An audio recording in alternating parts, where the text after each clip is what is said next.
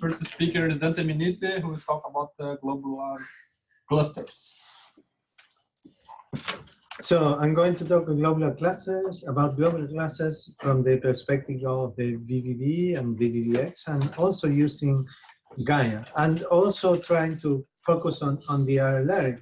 And there are many collaborators that it will take too long to name, but you know who you are. And we explore a very interesting region of the galaxy. It's very difficult region, which is the central region, including the galactic center, and where dust and extinction is very severe. And we started doing this many, many years ago when the VVV survey started. There were many open clusters discovered that all of them are listed in the new catalog by Eduardo Vica from this year. And but I will focus on the globular clusters because they astrophysically they are very interesting for many different reasons that you know.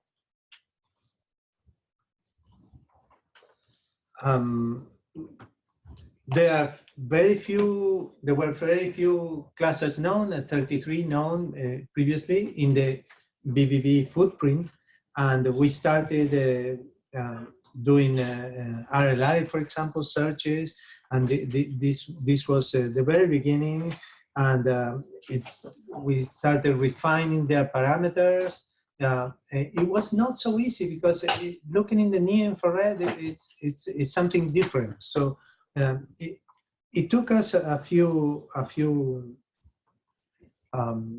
years or months to work on those, but we started finding RRLyrae. For that, we had to wait until having enough epochs, and then that allowed, for example, to study the extinction law. For example, it allowed to refine the distances to some globular clusters, which in some cases were totally off,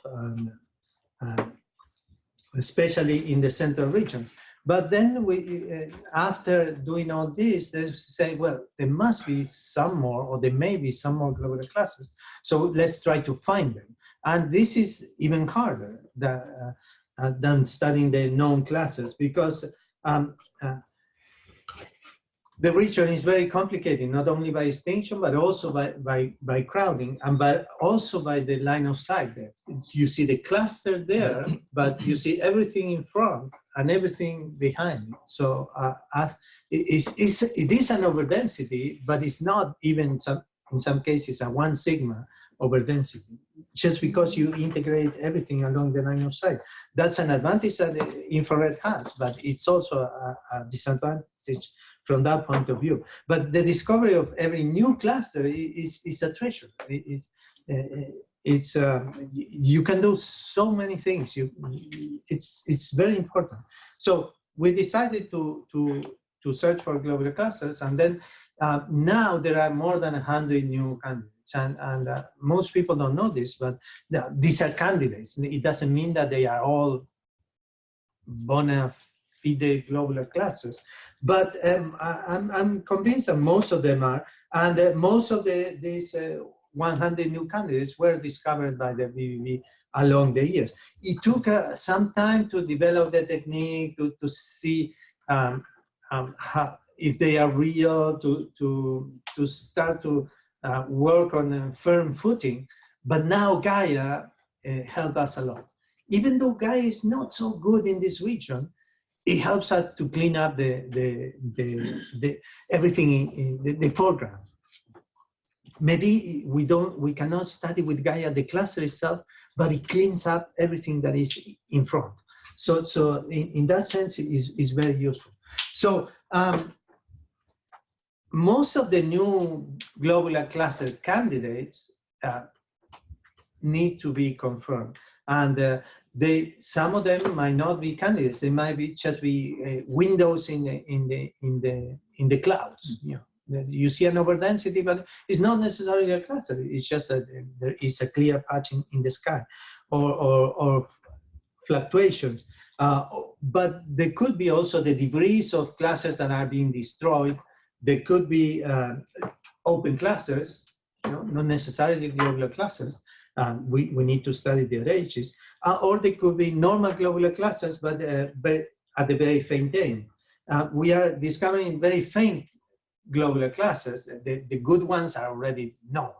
But not all of them are so faint. There are a couple of surprising new discoveries. And well, this was the first one that was next to the known cluster UKS1. We found the VVV GCO1 many years ago, but there are some other ones that are quite obvious. This is a cluster 03.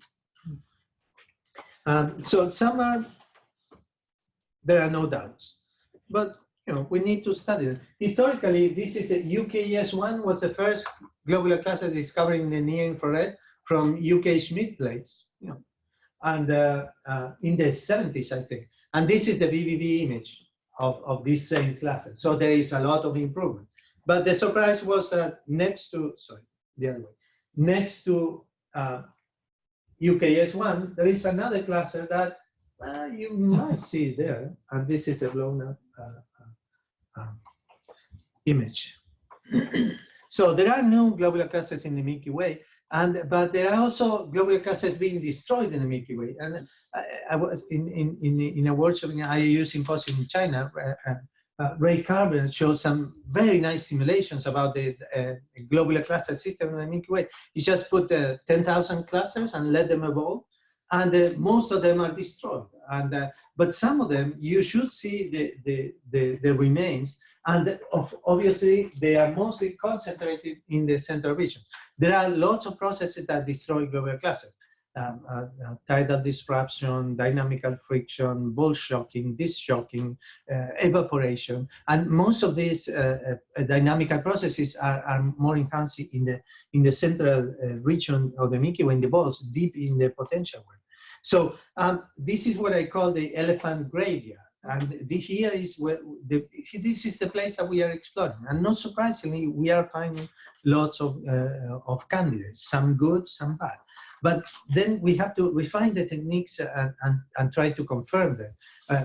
There are ways of confirming them. For example, if there are RRLyrae, we know that this cluster is not an open cluster. This is a globular cluster because RRLyrae are signposts of old and metal-poor stellar population, or type 2 Cepheids, for example. So this is interesting. RRLyrae, in particular, can show us even clusters that are being destroyed. And with Gaia, now we have the RRLyrae, we know its distance. They are exquisite distance indicators, provided that the rendering is studied correctly. And then if we know that they are there, we know that they belong to the cluster. But in some cases, we can even see the tails, like in M62, using Gaia confirm proper motion candidates. And these RRLyrae then are the best probes, the ones that I like the most. The problem is that they are not so numerous. So you can use them and confirm that they belong to the globular cluster, that they belong to the tails of the globular cluster. But they are not so numerous, so you cannot do this study in all the globular clusters. But in the ones like M62, where they have a big population of RRLyrae, this is possible. And of course, we have the Gaia proper motions. If we have radial velocities, we can study a little bit more what is happening to this cluster. And what is happening is that if we have the orbit, we see that the cluster goes very close to the galactic center, 200 parsecs from the galactic center, the galactic positioning is very, very close to them. So no wonder it is being evaporated or destroyed or tidally disrupted. The orbits were computed by Jose Fernandez Trincado, by the way. And another example, well, we saw this thing happening in M62, so we decided to explore all the known globular clusters. And out of the 56 that Richa Kundu, a student from India, explored, 11, so 20% of the population is is evaporating. So they are, and there are some clear cases, many of which were known in the past, but now with Gaia, it's very nice confirmation. So clusters are being destroyed, and how do we look for globular clusters in the central regions of the Milky Way? You can do visual inspection, or you can do automatic selection. The nice thing, there are some things that you can use. For example, we should know the sizes. Typical sizes of globular clusters are a couple of arc minutes, 5 arc minutes at the distance of the bulge, if they are in the bulge. But it's still very tricky. There is a high stellar density, and there is very high and variable extinction. And so how do we search? For example, we can use tracers. Let's say we want to find all metal poor globular clusters. Let's look at the RRLyrae maps. And well, you do the RRLyrae maps, and where you see lots of RRLyrae, this is a globular cluster. Unfortunately, that one was a known globular cluster, but there are many other regions where there are open densities that you explore, and maybe is a good candidate. Then you do density maps. You try to measure the sizes. It's not so easy. It's very difficult. But in some cases, this can be done. And I'm going to show you just one example. Remember, there are 100 new ones, so you cannot show everything. But this one, number 22, is nice because it has everything. It has a good overdensity. It has RRLyrae, 3 RRLyrae. That's not much, but they are all there. No, they are not in front and behind. They are exactly the same distance, and they are. It shows a clear similarity to known globular clusters. This is all VVV data, so it even looks better than some known globular clusters. There are also we can compare with the known clusters, which are these 2 ones down here. And then the new candidates, we use the statistically decontaminated color magnitude diagram, and they all look more or less reasonable. But as I said, each and every one of these objects needs to be confirmed in detail and studied in detail. And Gaia helps us with that. Where are the new candidates? They are all in the central regions of the bulge that the VVV survey explores. And so how do you decide if a candidate globular cluster is a real globular cluster? There are many ways of trying to do this, and some work easier than others. So it depends.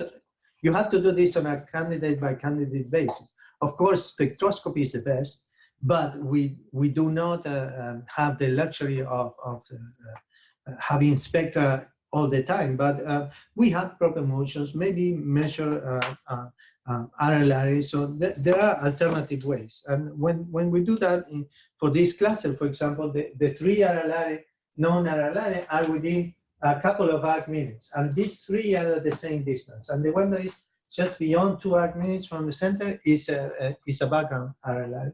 And there are also a couple of minors, one of which seems to be at the same distance. And when you look at the magnitudes and the colors and the periods, they all look similar. And so the comparison with all the RRLyrae that you've seen in the bulge, so they are located in the same region at the same distance. So this is a real cluster.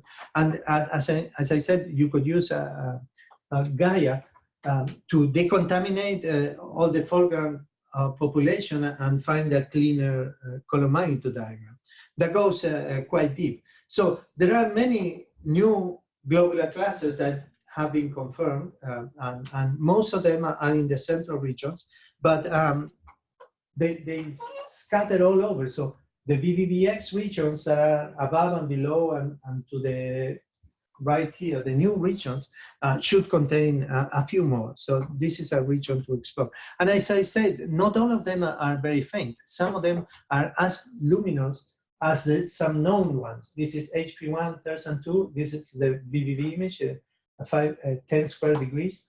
And this one is a similar magnitude as the other ones. But RRLyrae are wonderful probes. And when we did the map of RRLyrae, we found some inhomogeneities in the galactic plane, some overdensities. And of course, those could be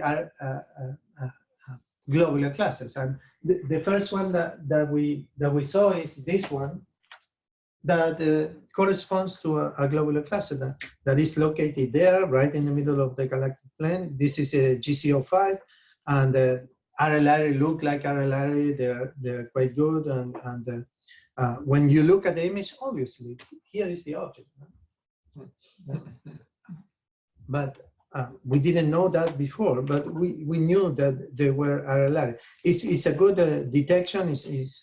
And when you look at the image in detail, the spectroscopy is possible. This is not so tough. This can be done. So you see the RRLyrae are well separated. They are not very crowded. And when we did this, we got the radial velocities. A group in Germany did the half of the candidate RRLyrae. The velocity is minus 32 kilometers per second. So we had the proper motions from Rodrigo, and then we could compute the orbit. And this is a normal globular cluster that has a disk orbit. But then we discovered the monster, and this was Rodolfo Barba's discovery, simultaneous with Cantat Chodin last year, and it's right there. And this is a huge image. This is 4 degrees times 3 degrees, and here is the decaps image of 20 argmains on a side. So it's a monster. It's a very large globular cluster that before it was not noticed. And of course, when you can do a very nice cleanup with using the proper motions. This is RAPM, and there is the proper motions. That cleans up the color magnitude diagram of the cluster very nicely. This cluster also contains RRLyrae, so we know the distance, and we could compute the orbit. Surprise, it's very retrograde, but not retrograde, very retrograde. And there is one other cluster that has this kind of orbit, and this is omega 7. So omega 7 is here outside of the VVV footprint. The new globular cluster is also outside the VVV footprint, but it is within the VVVX. That's why we could do a good color magnitude diagram. And in the optical, you see the comparison field compared with the globular cluster field, and it's seen there. So we could have discovered this in the optical, but in the infrared, things are simpler. And so here are the optical color magnitude diagrams on top, near infrared color magnitude diagrams at the bottom in comparison with M62. And one of the things that stand out, aside from the red giant branch there, is the blue horizontal branch. But Gaia is fantastic. We can clean up everything that is in the foreground and then get a good color magnitude diagram of this new globular cluster. And we can get metallicity using Gaia fiducial lines, but then these were confirmed spectroscopically. And the size was also confirmed. We have a very large globular cluster, and it was so large that, and there were some stars in the field far away, a few degrees away, that were sharing the same motion, that we didn't know if this was a globular cluster or if it was a dwarf galaxy.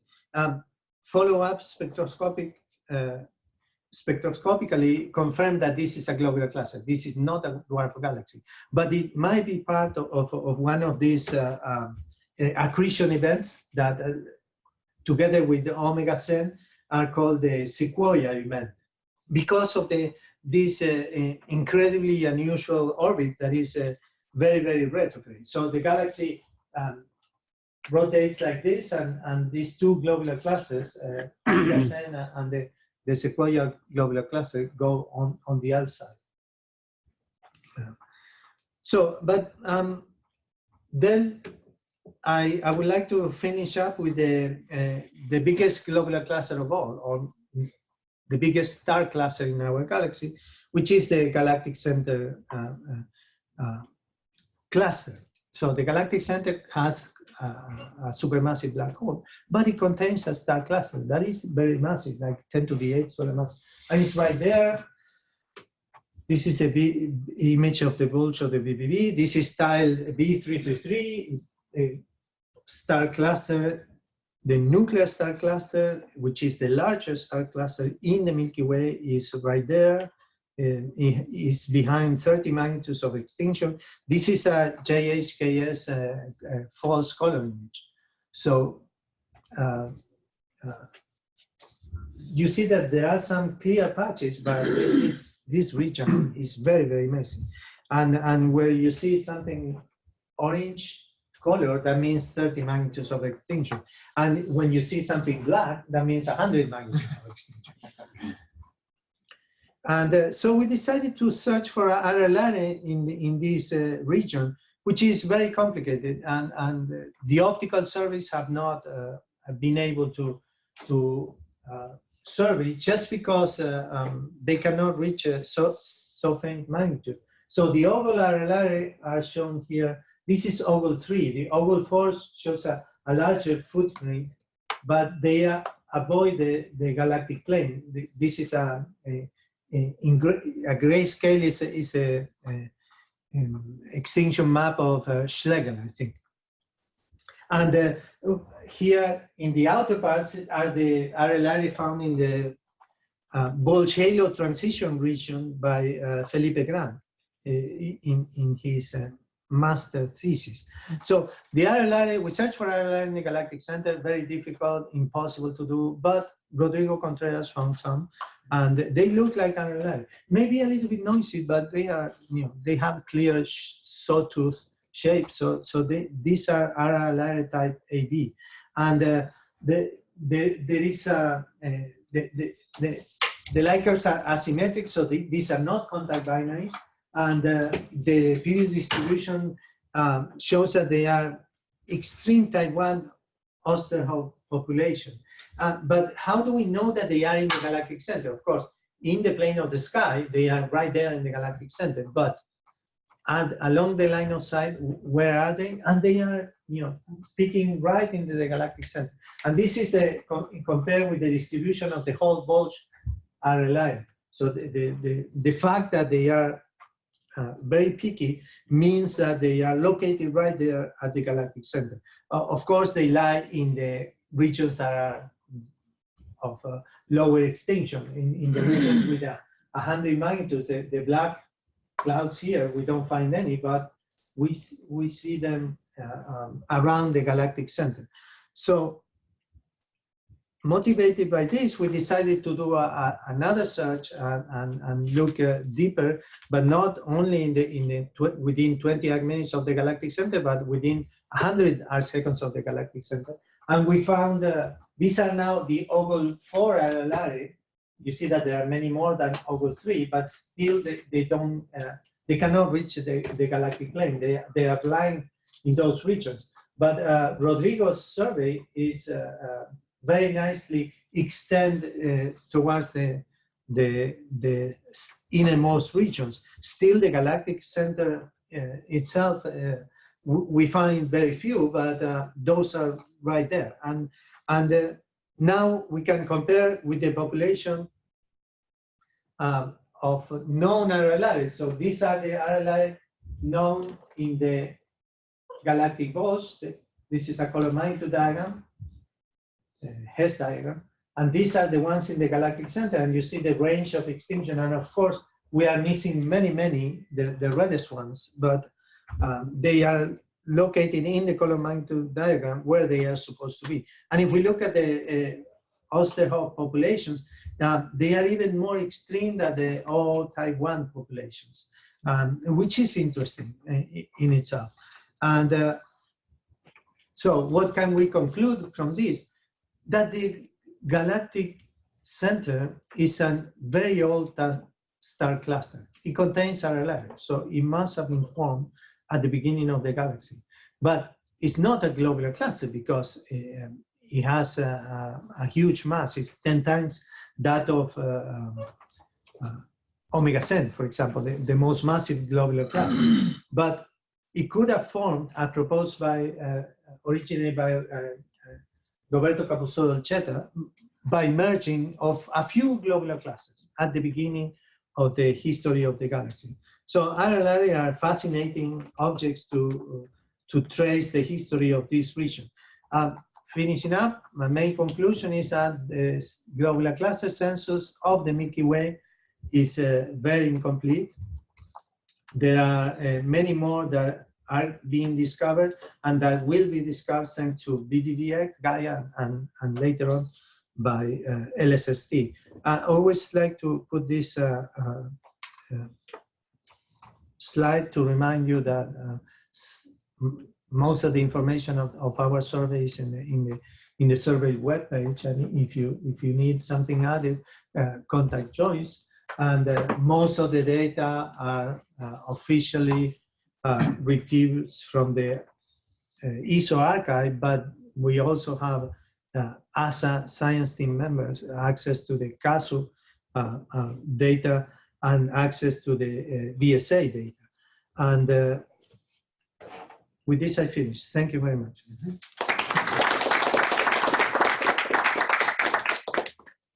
Thank you, Dante. Questions? So I really like the idea that you first find RRLyrae, then you can identify the globular clusters. There was some proposed to use RRLyrae to find dwarf galaxies. Have you thought about that? And yes, It's probably the same thing applies. So everything that I have said about globular clusters applies to dwarf galaxies, and they should be there, or the remains of the dwarf galaxies should be there. The problem is that globular clusters, we know the sizes and they are compact like this. If there are dwarf galaxies, then it will be much harder to find.